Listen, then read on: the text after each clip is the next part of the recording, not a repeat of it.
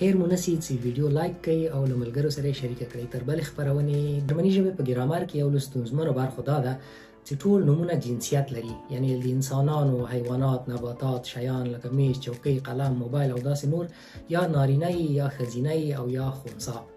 او د دغه جنسیت لپاره درې خاص ارټیکلونه شته: der، die، das. der د نارینه او نومونو ارټیکل ده چې له زرهاو نومونو نه چې په جرمني ژبه کې شته یوازې 34% نارینه دي او د ارټیکل اخلي. دی د ښځینه او نومونو ارټیکل ده چې 40% یعنی ډیری نومونه دا ارټیکل اخلي. او das د خنثی نومونو ارټیکل ده چې یوازې 20% نومونه جوړوي. د زده کوونکو لپاره دا ستونزمنه ده چې پوسی یو نوم نارینه ده، ښځینه ده او که خنثی ده ترڅو سم ارټیکل ورته وکاروي. خو ځینې داسې لارې او قاعدې شته ده چې له هغو نه په ګټه اخیستلو سره موږ کولی شو وپېژنو چې کوم نوم کوم ارټیکل اخلي. دغه قاعدې او لارې ټولې په همدې خپرونه کې راسره وګورئ.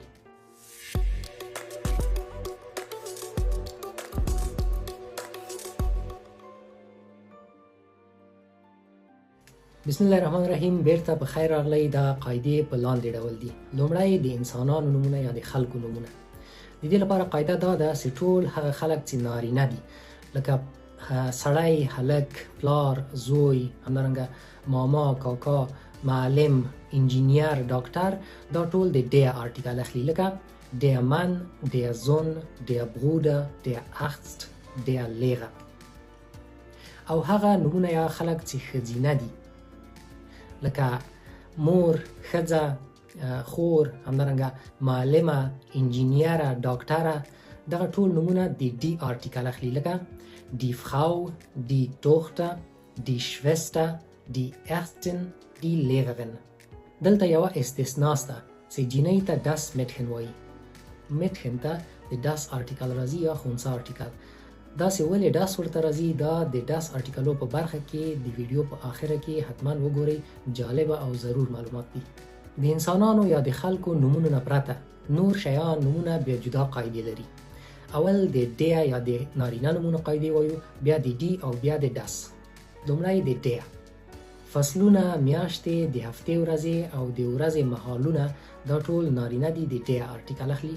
لکه der Frühling، der Sommer، der Herbst، der Winter، همدارنګه der Januar، der März، der August، der Montag، der Samstag، der Freitag، das Wochenende. Das Wochenende یوه استثنا ده.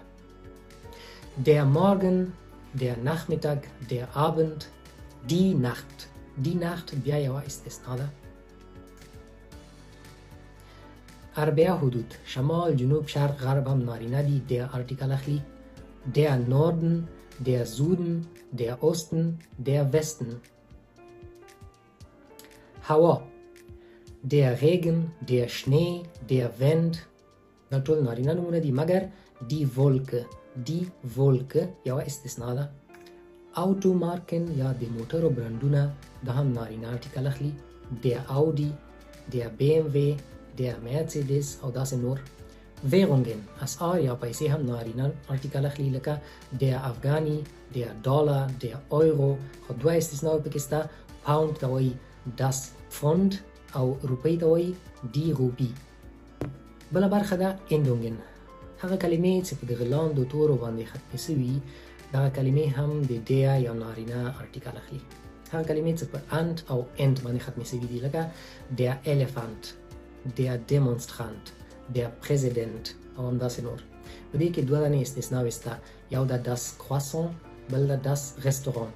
دا دواړه فرانسوي کلمې دي چې په آلماني کې او تقریبا په ټولو ژبو کې کارول کیږي. د فرانسوي ژبه مو یاده کړله. له همدې موقع نه په استفاده باید تاسو ته ووایم چې زه د جرمني ژبې ترڅنګ د انګلیسي او د فرانسوي ژبې زده کوونکی هم یم. او یوه پوښتنه چې همیش له ما نه کیږي هغه دا ده چې فرانسوي ژبه سخته ده یا جرمني او یا که انګلیسي ژبه. نو د دغه موضوع په اړه باندې به یوه خپرونه هرومرو په چینل کې خپروو. داسې کومه ژبه سخته ده، کومې برخې سختې دي، دا ژبې څومره وخت کې یو څوک زده کولی شي، په تېره پښتانه یې څومره وخت کې زده کولی شي.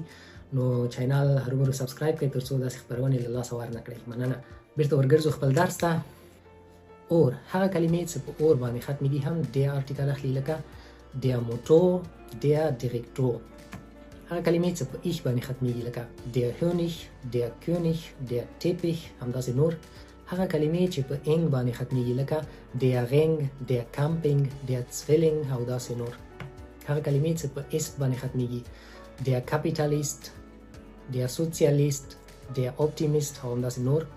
اسموس باندې چې ختمیږي der Kapitalismus, der Sozialismus, der Optimismus او همداسې نور. راځو د ډي آرټیکل ته. کوم کلمې د ډي آرټیکل اخلي؟ لومړی شمیرې لکه die 1, die 5, die 47 او همداسې نور. د ونې او نباتات هم د ډي آرټیکل اخلي لکه die Palme, die Rose, die Blume او همداسې نور. دلته یوه استثنا ده der Baum.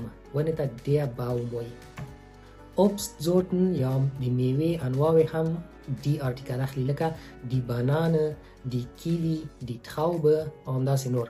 دوه استثناوې په دې کې هم شته der Apfel او der Pfirsich. هغه کلمې چې په دغه لاندو تورو باندې ختمیږي هغه هم د ډي آرټیکل اخلي په اونګ باندې لکه die Heizung, die Rechnung, die Versicherung. په Heit او Kite باندې لکه die Freiheit, die Einheit, die Fähigkeit. په Schaft باندې لکه die Freundschaft, die Gesellschaft.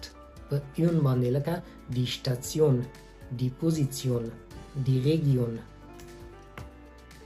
په Ik باندې لکه die Musik, die Politik, die Mathematik.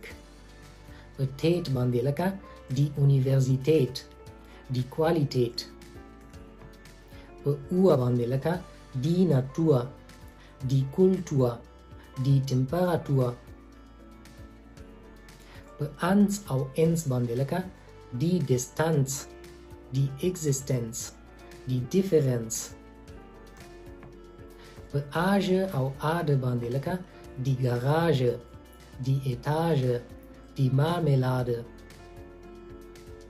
په I باندې لکه die Bäckerei, die Bücherei. په A باندې هغه کلمې چې دوه سیلابه ولري یا دوه هجاوې ولري لکه die Lampe, Lampe دوه هجاوې دي. die Straße, die Reise او همداسې نور. راغلو das ته یا د خنثی نومونو آرټیکل ته. Namen von Kindern und Tierekindern. د ماشومانو او د ژویو د ماشومانو یا د ژویو د بچکیانو نومونه das آرټیکل اخلي لکه das Kind, das Baby, das Lamm, das Fohlen, das Kalb. وری، چرګوړی، خوسکی. مګر یوه استثنا دلته هم شته der Welpe. der Welpe پاپیګک ته وایي. Städt und Sprachen. د ښارونو نومونه او د ژبې نومونه das آرټیکل اخلي لکه das Kabul, das Berlin, das Paris, das London, das Pashto, das Persisch, das Deutsch, das English او همداسې نور. Nominalisierung. له فعل یا له صفت څخه چې کله د نوم په شکل استفاده وسي دې ته Nominalisierung وایي. Das Laufen, das Essen, das Sprechen. Laufen منډې وهلو ته وایي. das Laufen منډه. Essen خوړلو ته وایي مګر das Essen خوړو ته وایي خواړه. Sprechen خبرو کولو ته وایي مګر das Sprechen خبرې یا خبرې اترې یا مرکه. همداسې das Gute, das Schöne, das Alte صفتونه دي خو د نوم په شکل باندې استفاده کیږي. لومړی تورې غټ لیکل کیږي او د das آرټیکل اخلي. رنګونه Farben, das Weiß, das Grün, das Blau ټول رنګونه das آرټیکل اخلي. توري Buchstaben, das A, das B, das Z. Stoffe مدني مواد ټوکرې تیکې او پارچې دا شیان ټول das آرټیکل اخلي لکه das Gold, das Silber, das Palatin, das Glas, das Plastik, das Holz, das Öl. هغه نومونه چې په دغه لاندو تورو باندې ختم شوي دي هغوی هم د das آرټیکل اخلي. په ښین او لاین باندې لکه das Mädchen. اوس پوه شوئ چې ولې Mädchen د das آرټیکل اخلي ځکه چې په دغه توري باندې ختم شوی ښین. das Mädchen. همداسې das Brötchen, das Päckchen, das Fräulein, das Männlein, das Büchlein. دغه د لاین کلمه چې هر نوم سره وکارول سي وړکی کوي هغه نوم. لکه موږ پښتو کې وایو هلک هلکی، همداسې سړی سړکی یا ښځه ښځګۍ. دغه لاین له نومو سره همداسې یوه معنا ورکوي. فرایلاین، das Fräulein یعنې ښځګۍ، das Männlein یعنې سړکی، das Büchlein یعنې کتابکی یا کتابک کوچنی کتاب. هر کلمې چې په ما باندې ختمیږي هم د das ارټیکل اخلي، لکه das Drama، das Klima، das Stigma. په ټل باندې چې ختمیږي das Viertel، das Fünftel، das Zehntel. په منت باندې چې ختمیږي لکه das Dokument، das Element، das Apartment. مگر der Moment، der Moment. په او باندې چې ختمیږي لکه das Kino، das Radio، das Auto او همداسې نور. په اوم باندې چې ختمیږي لکه das Datum، das Zentrum، das Album. په انګ باندې چې ختمیږي خو انګلیسي کلمې لکه das Shopping، das Training او همداسې نور. او بالاخره هغه توري چې په ډي ای باندې شروع کیږي هم د das ارټیکل اخلي، لکه das Gespräch یا das Gesicht. د ارټیکل یا د جنسیت د پیژندنې اسانه لارې او قاعدې همدا ولې داسې یوه 100% قاعده نشته چې له هغې نه په استفاده بدون له استثنااتو نه موږ ووایو چې دغه نومونه نارینه دي، دا ښځینه دي او یا دا خنثی دي. د همدې لپاره دغه برخه لږه ستونزمنه ده، خو د ارټیکلونو زده کول دا یوه لویه پروسه ده او ډېر وخت نیسي، کیدای شي په میاشتو، کیدای شي په کلونو باندې، حتی تر دې چې له ځینو جرمنانو نه چې هم د سختو نومونو پوښتنه وکړي په ارټیکلو باندې نه پوهېږي، نو دا ډېر وخت نیسي. خو زما له خوا نه تاسې ته 2 دانې پیشنهاده دي. لومړی دا چې تاسې چې هر نوم زده کوئ له ارټیکل سره یې زده کوئ، لکه اپفل مه وایئ، همیشه د اپفل، د اپفل له ارټیکل سره یې زده کوئ. دوم وړاندیز مې دا ده چې تاسې دغه خپرونه څو ځله وګورئ تر څو دغه څه نه څه قاعدې او لارې چې شته دا تاسې په ذهن کې کښېني.